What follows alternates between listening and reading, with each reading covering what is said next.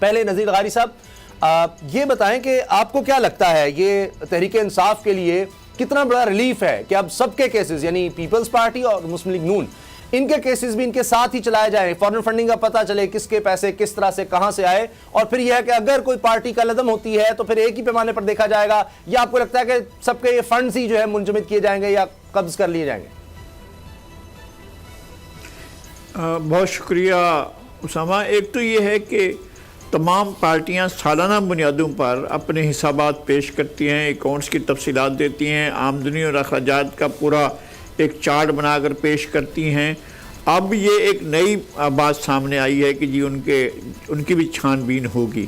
یہ مسئلہ جو تھا ان کے اکاؤنٹس کا نہیں تھا یا ان کے حسابات کا نہیں تھا, گوشواروں کا نہیں تھا, یہ تھا کہ فارن فنڈنگ ہوئی ہے اور فارن فنڈنگ کے معاملات کو سننا تھا.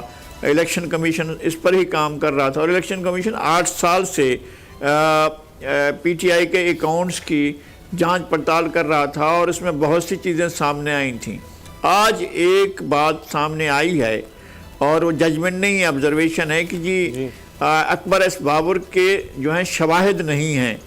تو یہ بات بہرحال عجیب و غریب بھی ہے, چونکہ انہوں نے شواہد میں نے جو دیکھے تھے وہ مجھے شواہد لگ رہے تھے. میں نے کوئی تقریباً 10 سال پہلے اکبر ایس بابر صاحب سے میری ملاقات ہوئی تھی تو اس میں انہوں نے تمام چیزیں دکھائی تھیں. ہو سکتا ہے کہ وہ اب ان کے پاس نہ رہے ہوں وہ شواہد, یا وہ شواہد کوئی اور چیزیں تھیں جو ہمیں دکھائی گئی تھیں یا کورٹ میں پیش کی گئی ہیں تو ان کو نہیں تسلیم کیا گیا ہے. ایک تو یہ مسئلہ ہے اور ریلیف یقیناً ہے اس لیے کہ ان کو یہ چاہتے تھے کہ سب کا ساتھ ہو.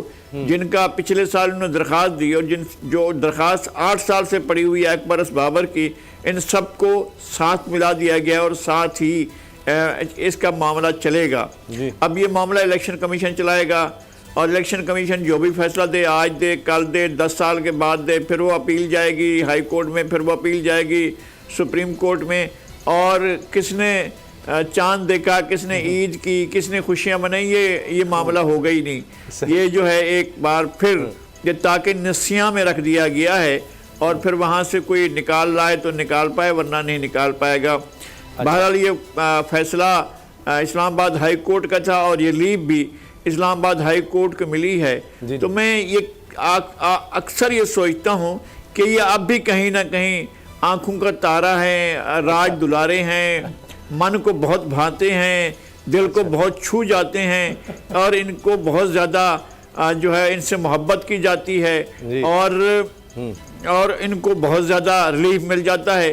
ہو سکتا ہے کہ ان کی خوبصورت شکل کی وجہ سے جو ہے یا ان کی اداؤں کی وجہ سے جو ہے ان کے لیے اس طرح کا طرز عمل ہوتا ہو, اسٹیٹ کا, اسٹیٹ انسٹرومنٹس کا, اسٹیٹ کے مختلف اداروں کا, اس طرح سے ہوتا ہے. ورنہ یہ معاملہ اگر بے نظیر کا ہوتا تو قتل کر دی جاتی, ورنہ اگر نواز شریف کا معاملہ ہوتا تو جیل میں بھیج دیے جاتے, ورنہ کسی اور کا معاملہ ہوتا تو پتہ نہیں اب تک کچل دیے گئے ہوتے.